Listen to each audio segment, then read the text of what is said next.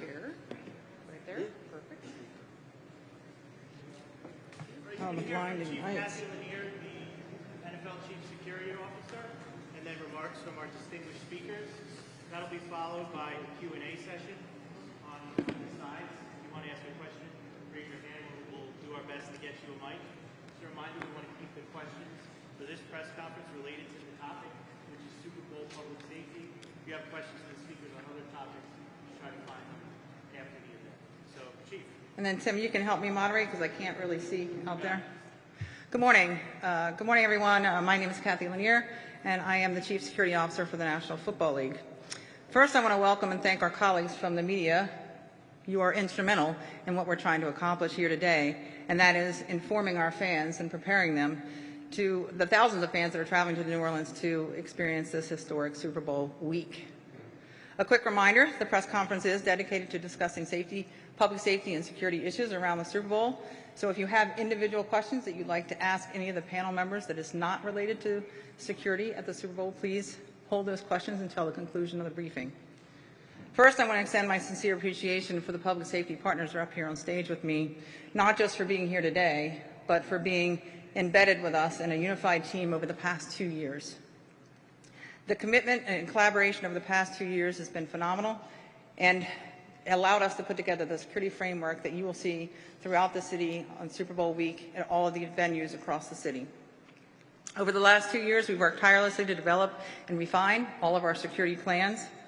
And following the events on January 1, we came together with unwavering resolve to ensure that the people of New Orleans have a safe, supported, and are here to fully enjoy the excitement of Super Bowl 59. This makes my 9th Super Bowl and my 35th year working in or alongside of law enforcement. And I am confident that the safest place to be this weekend will be in this areas around under the security umbrella that this team has put together. Naturally, there's a question of whether we have made adjustments in our security plan in light of the events of January 1. And the answer is an unequivocal yes. We have reviewed and re-reviewed all the details of what happened on January 1. We have reviewed and re-reviewed each of our roles within the overarching security plan. And we have reassessed and stress test our timing, our communication protocols, our contingency measures, and our emergency response plans multiple times over the past several weeks. Today, we stand here before you as a unified team, confident in our strategy, prepared to adapt if needed, and ready to welcome everyone to Super Bowl 59. Our goal here today is to ensure that everybody leaves here with the necessary information to navigate the Super Bowl security protocols seamlessly. So I will start off with a few important facts that will help you with your arrival into the Super Bowl game on Sunday. On Super Bowl Sunday, our gates will open at 1:30. There are a lot of road closures in the area, so plan your route ahead. This is a walking city. It is the best option to get to the Super Bowl. When you arrive at the stadium, everyone will go through security screening, so please minimize what you bring with you. Our clear bag policy, as always, will be in effect. This is clear bags only, 12 by 12 by 6. All of the areas in and around the stadium on game day will be a no drone zone, so please leave your drones at home. All the tickets for the event are mobile, so please download your mobile tickets prior to leaving for the stadium and have them in your wallet on your phone. Have a fully charged battery on your cell phones and have those tickets saved to your device prior to leaving for Super Bowl. And now I'm going to start to introduce our panel guests, and at the end we will take questions. So first up, I'd like to introduce Kristi Noem, Secretary of the United States Department of Homeland Security.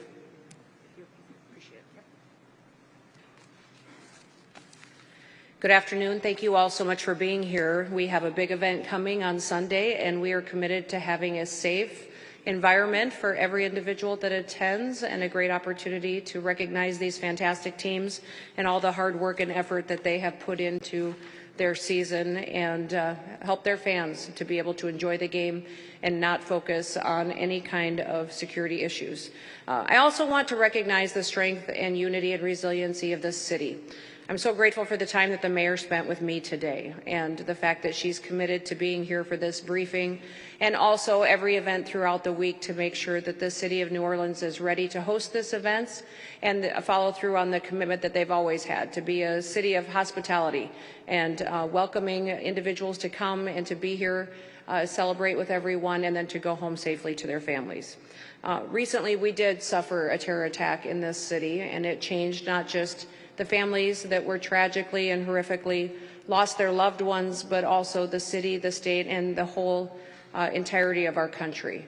We recognize the importance of making sure that we're doing due diligence and being prepared for events as proactive as possible and pre-deploying resources and partnerships that will help us make sure that these events come off safely and with a focus on security. We have partners that we are dedicated to working with to make sure we get through these types of events in a way that has been important to focus on the priorities.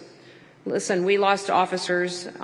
We didn't lose officers, but we had officers that significantly were impacted by injuries that they sustained. Jacoby Jordan and Joseph Rodriguez had injuries that they are still dealing with, and I want them to know that we are thinking and praying for them and for their healing, and we're grateful for their response during that terror attack and what they were doing to make sure that the public was safe. What they did was a tribute to the strength of this community and the spirit of our people. In addition to a lot of the work on the ground that will be done here preparing for this event, several of the Homeland Security Department's public awareness campaigns have teamed up with the NFL on this event to make sure that we are letting everybody know what assets we have on the ground, safety and security tips that are available that we want people to follow, and that we are getting ready for this big game in a way that will make sure that everybody is well informed ahead of time. Several of the Homeland Security Department's public awareness campaigns are making sure that the public is informed by if you see something, say something. And what I will say to all of you, if you see something suspicious, I want you to say something. And keep saying something until you are heard. I would say that if you see something that has not been dealt with, to continue to raise the level of awareness until the response has been taken care of. In partnership with TSA, the Transportation Security Administration, we have a campaign that is also launched that's a general awareness campaign that will happen out at Louis Armstrong International Airport for all of those folks. And we are undertaking that campaign with the New Orleans law enforcement and the police department, which I think is critically important. We have a blue campaign that is out there that is anti-human trafficking that we will be focusing on making sure the public is aware of. That will go and be on the ground February 5th and will continue to provide a resource that we need to have to make sure the public is well informed to protect as many people that may be impacted in continuation of focusing on not just men and women but also children to make sure that we are stopping any trafficking efforts or coalitions that may be building or traditionally have in the past around events such as the Super Bowl. I do want to congratulate the City of New Orleans for hosting the Super Bowl. This is their 11th. They have always done a fantastic job, and we expect that that will be the exact same story this year as well. Our partners include not just the NFL, but also the City of New Orleans, and then also we have partner agencies at the federal, the state, and the local level. We are in direct communication, and one of the things we have done is put forward a blueprint for how we will communicate that will be much more effective than what we've seen at other events around the country in the past. We know that working with those partners and making sure everybody has the right information at the right time is how we respond much more efficiently and react to the public need that we have at that period of time. I want to thank Homeland Security Investigations Special Agent in Charge, Eric Delane, who is the federal coordinator for this event. And I believe he may get the opportunity to speak here a little bit about how his role impacts the entire operation here.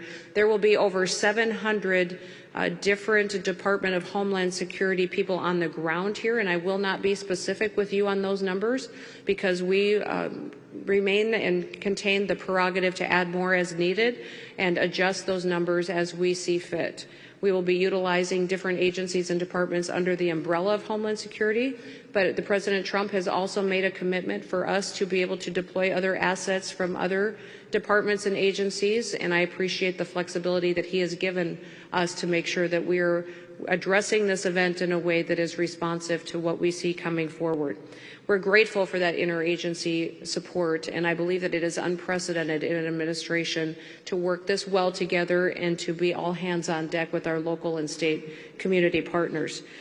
This Super Bowl exemplifies how we come together to safeguard our traditions, how we come together to make sure that the public is well informed and gets the chance to celebrate something that's very special to us, to our culture, to our people, and to our families, but we also do it in a way that is reactive to what we see as the current environment that we see in the world today. The world is a much more dangerous place, but here in the homeland, we are safe, and I will tell you that right now we have no specific credible threats to this event at the Super Bowl, which I think should give us all a sense of security, but also knowing that we will adjust that as needed. But today there are no credible threats that we have that are on the radar for this event that is coming up on Sunday. The Secure Our World Game Plan PSA is starting to air. So that is a PSA that will be out on the radio and on TV, and it's going to allow people to stay safe online as well. As you know, we not only have operations on the ground, we also have operations regulating what is in the air as far as drones and air traffic, but also we know the internet can be a tool that can be used in nefarious ways. So we have a campaign that will be dealing with how we interact online and how cybersecurity operations will work together, and that Secure Our World Game Plan PSA will go out and inform all folks on how we can do due diligence and being responsible with that asset in order to conduct this day and this event in a way that is reflective of what our status is as far as security. The No to Protect campaign works to stop online child exploitation. That will work as well with the Blue campaign, but we are going to have ports that will be hosting booths to inform folks that will be extremely visible. So if anyone suspects that there will be child exploitation, they will have somewhere visibly they can go to report that kind of activity that we can respond to. This is critically important that while we were out there looking at the different elements that we see at specific events across the country, that the public knows where they can go when they need help. Obviously, the traditional methods always exist.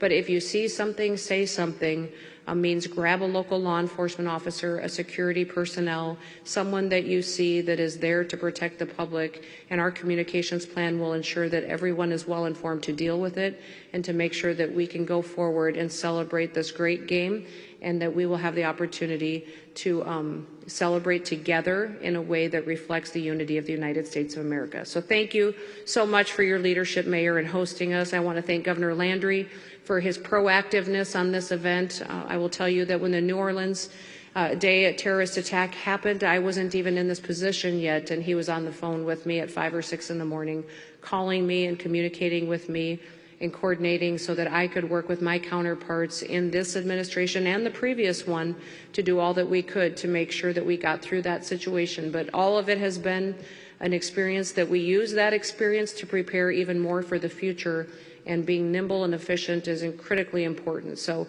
thank you for having Kathy here. Her experience is invaluable. She is a rock star, and she has done everything that she needs to do to be prepared and to partner with us. And I'm grateful to the NFL for making this a priority and making sure that the security of this event is top notch. So with that, I'll stand by for any questions, and I'll turn it back to Kathy. Thank you, ma'am. Thank you. Thank you, Secretary. Appreciate your comments. Now I'll turn it over to Eric Dwayne, Homeland Security Investigations.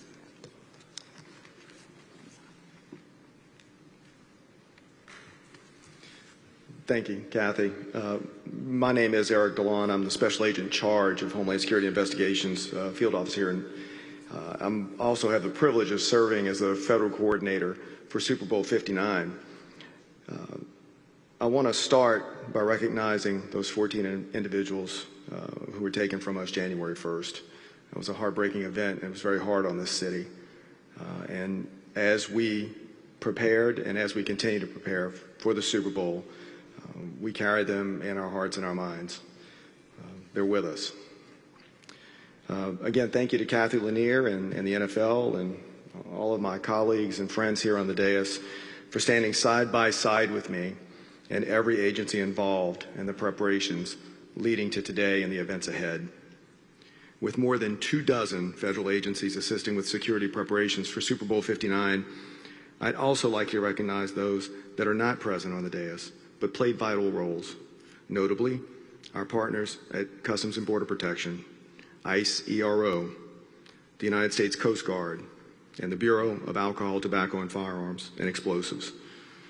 The opportunity to work with this incredible group of professionals as the federal coordinator is the greatest honor of my professional life. A little bit about me. I grew up 85 miles west of here. I served as a deputy and a policeman in St. Mary Parish. My first assignment as a special agent was here in New Orleans. My career would take me all over the country and to different parts of the world. But this city, the city that I love, and the state that I love, was always with me. And now I'm back, and the security for Super Bowl 59, the safety of the crowd, and all of you before me, well, it's personal. Since being appointed by the Secretary of the Department of Homeland Security in December of 23, my role has been to listen to the needs of our state and local leaders and find the appropriate federal resources to ensure a safe and seamless Super Bowl 59. Hundreds of HSI special agents, criminal analysts, and support staff will join our federal counterparts in contributing to the physical security and intelligence assessments for the Super Bowl.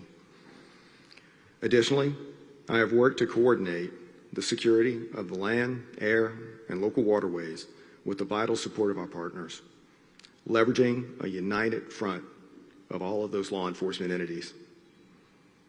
In the days ahead, there will be a significant increased law enforcement presence in New Orleans, some of which will be visible and obvious. This includes special response teams, drone technology, tactical personnel and equipment, intelligence analysis, and covert assets.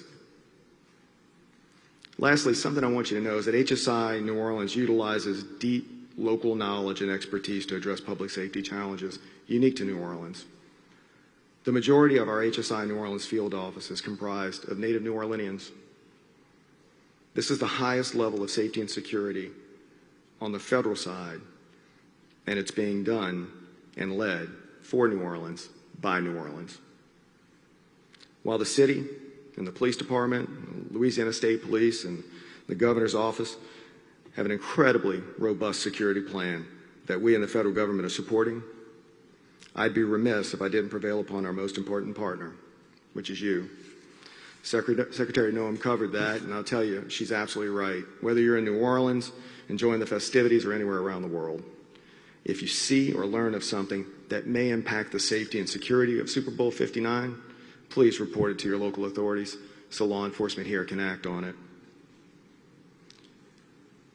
What I want to say to the city of New Orleans, to the local leaders here, is that we in the federal government stand with you. We stand with you in the state of Louisiana, not just today, not just Super Bowl Sunday, but every day. Thank you.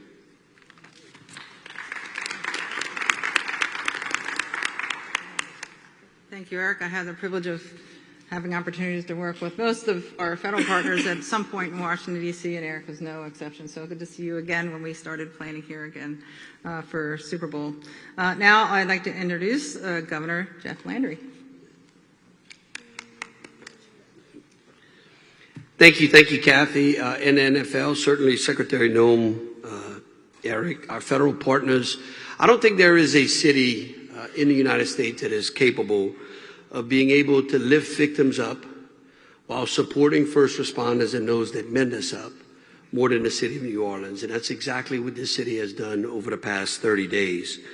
Our citizens have seen death and destruction in a place that represents America better than any other place in America, on a street under which all walks of life are welcomed in a fun and festive time. And And as we went through those days and I spoke to each one of the victims' families, a common theme continued to occur, and that was that they did not want the loss of those loved ones or those that were injured on that street to go in vain.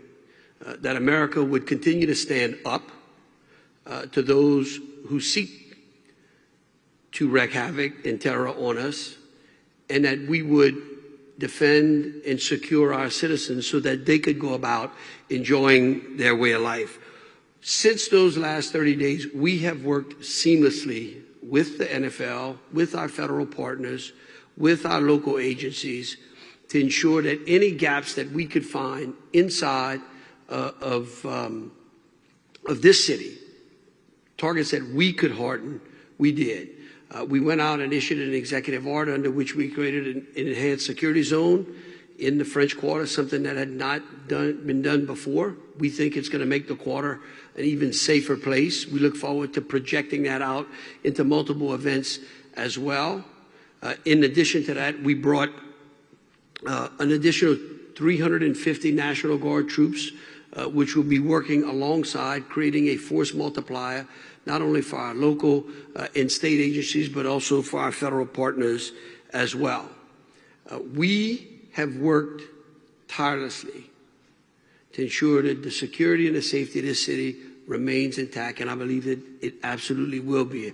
I think that the Secretary's involvement in being here today on this diocese, her ability to walk through the streets of New Orleans, only further supports the federal commitment to making sure that the biggest show on earth is going to go on without a hitch and the best team is going to win. And then lastly, I'll just echo again what Secretary Noem said. We as individuals and as citizens have the greatest responsibility for protecting ourselves and others. And so if you see something, we want you to say something. If you hear something that concerns you, we want you to say something. There will be hundreds, if not thousands, of law enforcement officers working in this city to protect you. And if you see something, we want you to say something to them. So again, I just really want to thank our local and our state agencies for working so close together. And I want to thank our federal partners and NFL, and we are going to have one hell of a Super Bowl Sunday. Thank you.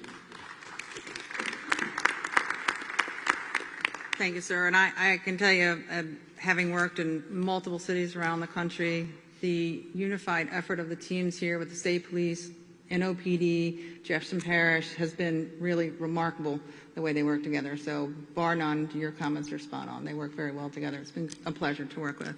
Now I'd like to introduce our acting director, acting special agent in charge from the FBI New Orleans office, Stephen Cyrus.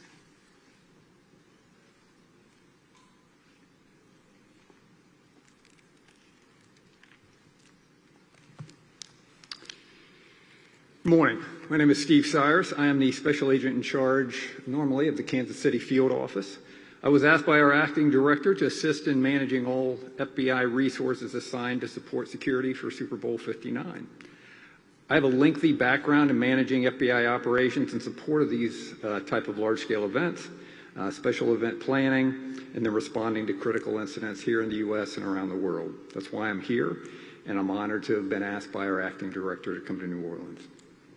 The FBI is proud to support the New Orleans Police Department and our other state, local, and federal partners in addressing the security needs for Super Bowl 59. The New Orleans office and specialty teams from around the country have been preparing for this week for more than a year now. We coordinated extensively with our Phoenix and Las Vegas divisions to apply lessons learned from their recent Super Bowls and are working hard looking forward, to passing the torch and these same lessons on to Santa Clara on Monday morning. The FBI support for our law enforcement and security partners for Super Bowl 59 falls largely into three main categories: intelligence, operations, and response. On the intelligence side, we have FBI personnel stationed at our own Emergency Operations Center, but we also have intelligence analysts stationed at every joint command post and intelligence center operating throughout the city. We are being vigilant in reviewing all information collected by all 55 of our field offices and over 300 resident agencies around the country. And we are sharing every scrap of information to identify any potential threat with all our interagency partners, law enforcement, and appropriate private sector partners. We're also relying on our 85 offices around the world to coordinate with their international partners. These international law enforcement and intelligence partners are able to relay any threat information to us here in New Orleans simply through these offices around the world. Our intelligence efforts also include threat intelligence gleaned from open source, social media, and our own databases, as well as our U.S. and intelligence community partners. Operationally, we have dozens of agents assigned to address any criminal or national security threats that may arise from those who might attempt to use this week's festivities as cover for illegal activities. We have also highly trained agents and analysts assigned to monitor, detect, and respond to any potential cyber attack from a criminal threat actor or hostile nation state. Our special agent bomb technicians and our weapons of mass destruction coordinators are working with a whole host of partners here in New Orleans to keep Super Bowl events free from hazardous devices or substances. We're deploying tactical assets, including our New Orleans SWAT team, to serve as a force multiplier for the New Orleans Police Department. Finally, we have specialized personnel here to enforce the FAA's temporary flight restriction, or TFR, around the Superdome by identifying, tracking, and if necessary, disrupting any unmanned aerial systems, or UAS. Counter-UAS missions have become increasingly relevant when it comes to high-visibility sporting events such as this, and the FBI will have a drone detection system in place monitoring the skies over the Superdome.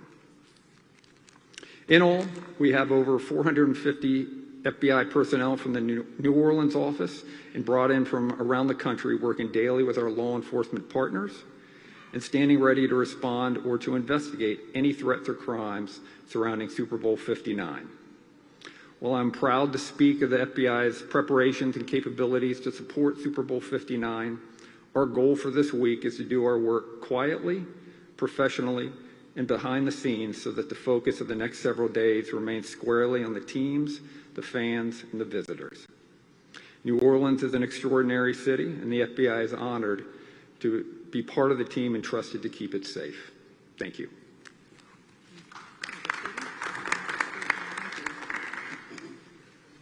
Thank you. Excellent comments. Thank you, Stephen. Next, I'd like to introduce a great public safety partner with a ton of experience, Colonel Robert Hodges.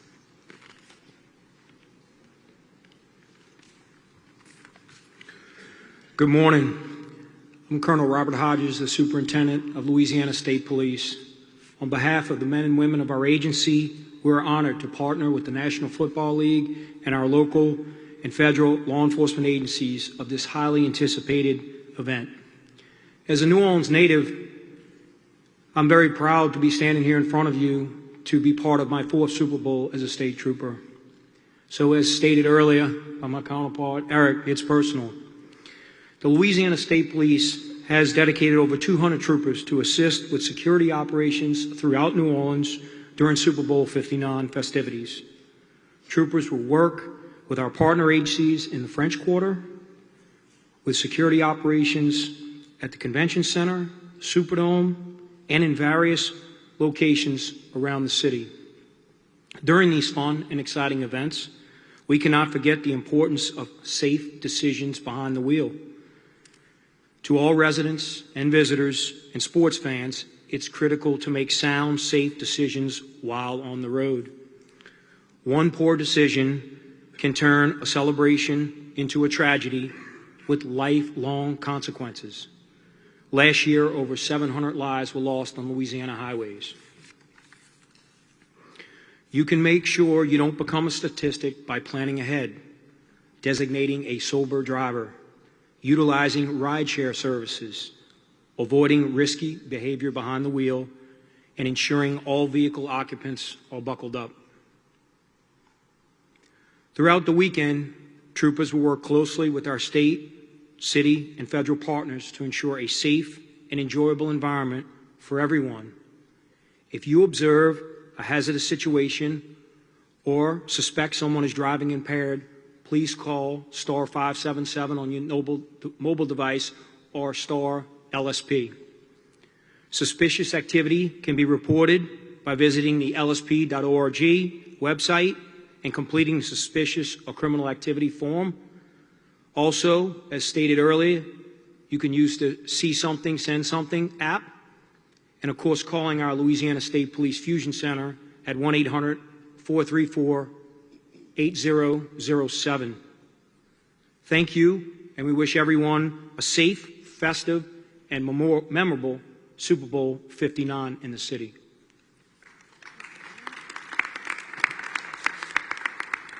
Thank you, Colonel. And certainly last, not least at all, Superintendent Ann Kirkpatrick from the New Orleans Police Department. Thank you, Chief. Well, I want to begin by thanking everyone for being here, but I also want to share, there's a saying in law enforcement that when we lose someone, that they may be gone, but they're never forgotten.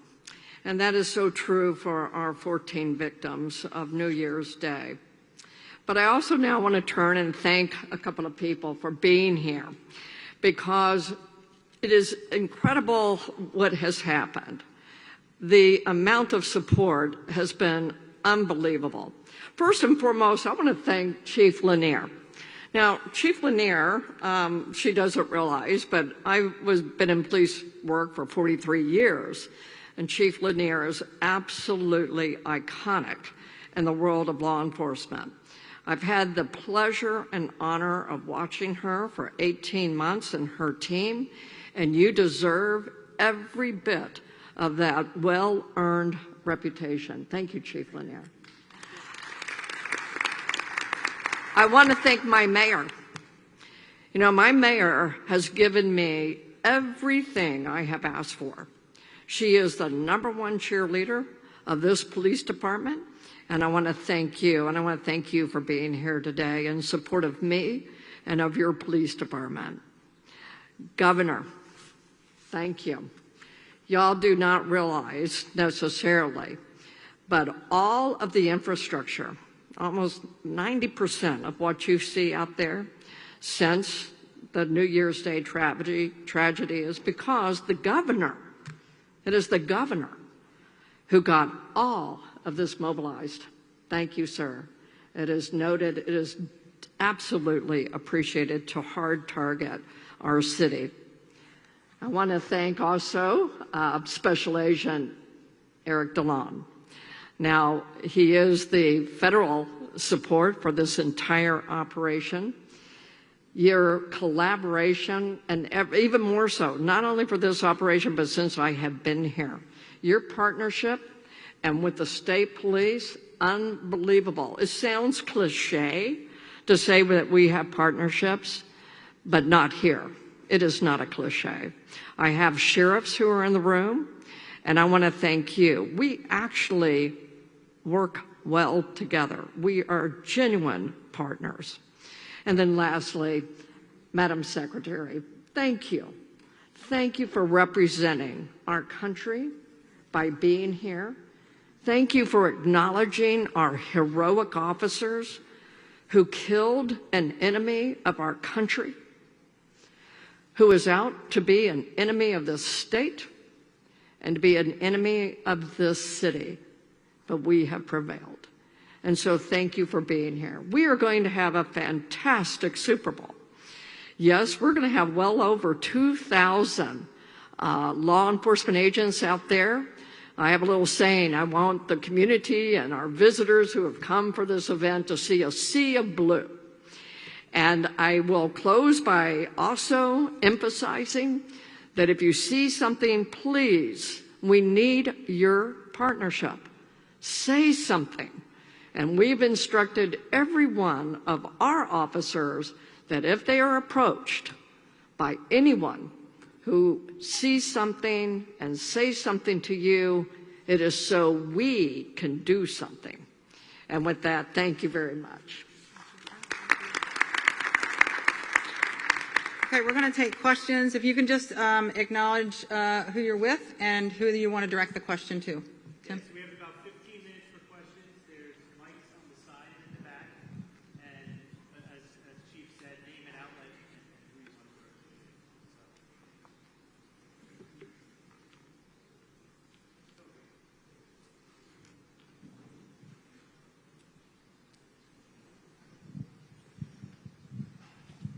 Thank you very much.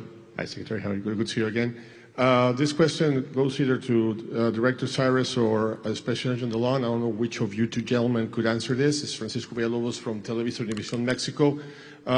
Nobody gets in a plane in Mexico to go into the United States without being on once you check in, information comes to the United States. They clear any passenger, just as going around the world. I wanted you guys to comment that Mexico is the country that probably sends the most foreign fans to come to the Super Bowl every year.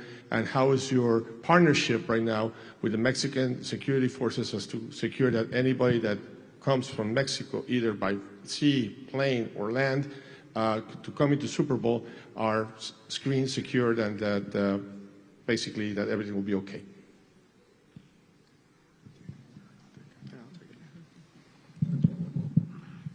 Every airline that transports people into or out of the United States has a series of security protocols they have to adhere to. And that would apply to Mexico or any other foreign nation, whether it's public transportation or private transportation. And then once those people enter the country, they have to provide documentation, entry documents, a passport, and we can verify who they are. And there is also a measure of biometrics that are used in that process as well. And when it pertains to here in New Orleans and for the sanctioned events, there's also a level of security to get in and out of those events. So we have a really good idea who's coming in and out of the country via aircraft, and it's based on those documents and biometrics. And I'd just like to go back to, I spoke earlier about the offices we have around the world. We obviously have a legal attaché in Mexico City. We also have a number of sub-offices around Mexico that share information on both sides. Either we provide or they provide to us through the Mexican authorities, both the government and the police. So anyone who's coming in, we obviously share that information with all of our federal partners as well, so that we can make the best decision. And then you heard already about all the safety and security measures that are put in place so that folks who travel here from Mexico are absolutely protected.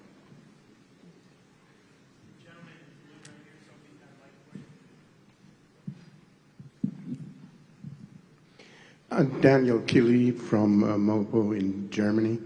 I had the privilege of being to the Super Bowl 202 just moments more or less after 9/11. Would any one of those esteemed gentlemen and madams be able to tell me what the difference between the measures then and now are, if there are any, except developing technologies? But do you think it's a situation after the attack of January 1st that could be set into the same measure like after 9/11, or is it a different approach? I mean, I can start off, and I'll let what other panel members would like to speak. Having worked with this team, again, over the last 2 years, what we all do in this line of work is we watch every event that goes on globally every day. And our job is to examine those events and make sure that we are not only anticipating and trying to prevent things that are known, so looking backwards at historical events, but trying to anticipate forward. So thinking forward, we don't want to focus only on the last incident. We want to focus on being prepared, being ready to prevent anything that is, that we know are known threats, but also trying to anticipate the next threat. So what is the next threat that we may be facing? And that's our job. Our job is to work together to anticipate those threats, use all the technology and the resources that we have to put together a unified plan. And then the other part that you heard every speaker talk about is we also have really refined our communications protocols, our emergency preparedness planning, our contingency plans, because we could all go out on game day and have to make some changes on game day to some of our security plans, and we're ready to do that. That's what this team has been asked to do, and that's what we've done. So I don't know if anybody else wants to add to that. The only thing I'll add is I was fortunate enough to deploy to all the Super Bowls between 2000 and about 2008, and then sometimes after that. To echo what Chief Lanier said, really is to say that it's the operation side, yes, that's changed, but really it's that communication between all the people involved that has really changed and I think upped our game in terms of providing security. I would also say, yes, any event that may have happened anywhere around the world, we take that information and we use that to fine-tune the plans that we've been working on for years. But every event that takes place, we use to slowly fine-tune and make it a little better as we get those lessons learned. You asked specifically what's changed since 9/11 and since you may have traveled here for a Super Bowl game then. Everything has changed as far as how we respond and the fact that the Department of Homeland Security didn't exist at that time. So it was created in response to that attack, and 22 different agencies and departments were put under Homeland Security, and many of those entities are at the table today. So I think that streamlining of federal agencies over the years has been extremely effective in how we bring all of our tools out of the toolbox together for events like this, and then coordinate our communications with the state and local officials. But everything the Department of Homeland Security does is we always believe that the best response happens locally. You know your people and you know your assets and what happens here on the ground. And then the state adds resources and expertise. We come in and support with the assets that we have, whatever agency as well. But the response locally and those experts are given a lot of respect within our agency, because this is your community, and we come in and layer on top of that and help refine it and add the resources that we need to make sure that we're giving you the kind of assets you need to respond to these types of events. And I think the one thing is that everyone seems to focus on the process and forget the people. The one thing that is constant is evil, but the implementation of that evil changes consistently. And the men and women who wear a badge are constantly seeking ways to be able to protect us. And so that from those times, each one of those events, we learn lessons, and then you try to lean forward and try to determine if you can guess what's going to happen next. And that's what we've been doing. There's been just an untold number of man hours that have been spent even before the tragedy of New Year's Day, but then multiplied thereafter to make people safe. And it's lessons that will continue to be projected out throughout the rest of the country. That's why I so appreciate the Secretary being here, because her responsibility is not just this Super Bowl, but her responsibility is to protect the homeland on every American citizen. Let's go to Mark Maskey. For Chief Lanier, Mark Maskey from the Washington Post.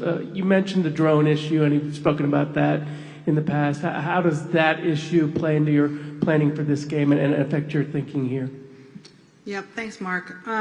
We do have the flight restrictions that are consistent with, so as you know, we have temporary flight restrictions for all of our regular season games, but the difference here is we are working under a SEER 1, or a special event rating number 1, which is the second highest rating we can get. So that gives us some extra authorities through our federal partners here. I think you heard two of our speakers here talk about that mitigation authority. So there are TFRs in place throughout the course of the week. Starting today, there are restrictions throughout the downtown area and around the Superdome for drones. So drones are restricted. And when I say that they're restricted, there are teams here that are here to detect and intercept those drones. They will take those drones, and if depending on the circumstances, you could be fined up to $75,000 for operating a drone in a restricted airspace. So those restrictions will continue throughout the week in and around the Super Bowl venues, the Superdome, and then that flight restriction will expand to 30 nautical miles. Currently it's about 1.5 miles for drones. It will expand to 30 nautical miles for all aircraft on game day. So please leave your drones at home. It could be an expensive mistake if you bring them out around any of these events.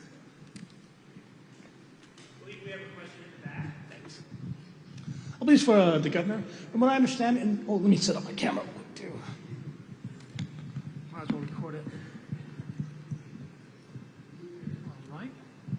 Governor Landry, from what we understand, the security measures and the security enhancement zones, you're not allowed to have ice chests, coolers and such. Definitely understandable. But you are allowed to have concealed firearms. Is that allowed? Yeah, in fact, all the statistics I've shown is that where concealed carry is in place, the places are a lot safer. Look, we went through great lengths through the executive order that we put together to balance the freedoms and constitutional rights that are enshrined in this state while making sure that we had enough security to be able to protect our citizens. And so we believe that the enhanced security zone is put in place in a very responsible manner that balances those two. And no one has been able to prove to me under which areas where concealed carry was in place, under which the threat was greater. Sir, I think one of these young men should be able to get a question asked here.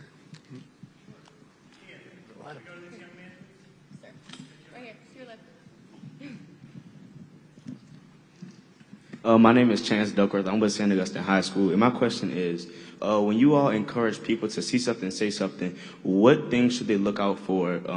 Any suspicious behaviors and things like that? What things should they look out for? Do you want to take it? So I'll start off, and then I'll let the other panels remember. I spent a lot of time as a police officer, and I always hear people after something happens say, I saw something and it just didn't seem right, but I didn't want to bother the police. And the most important thing to do is if you see something that just gives you that sense that just doesn't feel right, dial 911. That's what the police want you to do. They want you to let them know because they want to look into those things, not after the fact. They want to look into it as soon as you see it. So it's really important to report if you see something or you just get this feeling something just doesn't seem right about somebody's behavior, somebody's activity, they're asking strange questions. Those are things that, especially around a big event like this, we want you to report it to someone, a security person, a law enforcement officer, so they can look into it. I don't know if anybody else wants to follow on. You see a strange bag laying somewhere that nobody seems to be claiming, it seems like it's been laying there a while. Maybe there's a door that's been blocked for a long period of time, but you don't really know why, or why there's a group of individuals in a certain area. Maybe somebody's not feeling well, but nobody's taking care of that individual.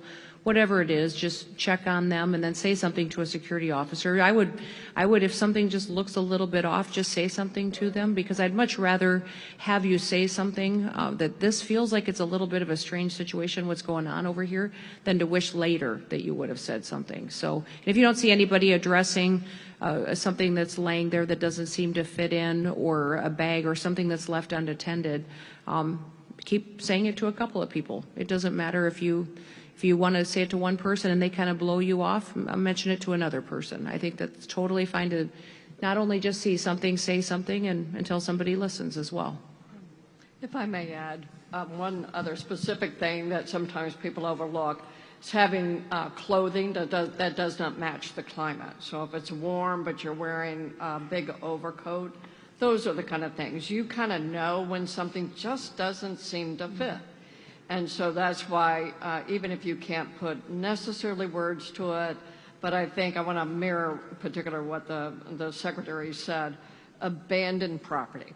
Abandoned property will be a big issue, abandoned backpacks, things of that nature. That's why the igloo issue, the ice chest, it was out of place, right?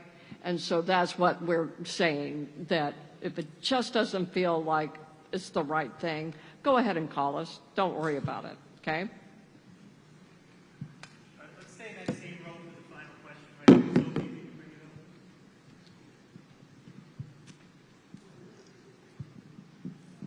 up. How's it going? My name is Connor Emery with NAZ Today. My question is for you, Anchor Patrick. You have said that we here in New Orleans have proven time in and time out that we can provide safe environments. What does this say about this city? Because it's more of a national level compared to the Sugar Bowl that happened a month ago.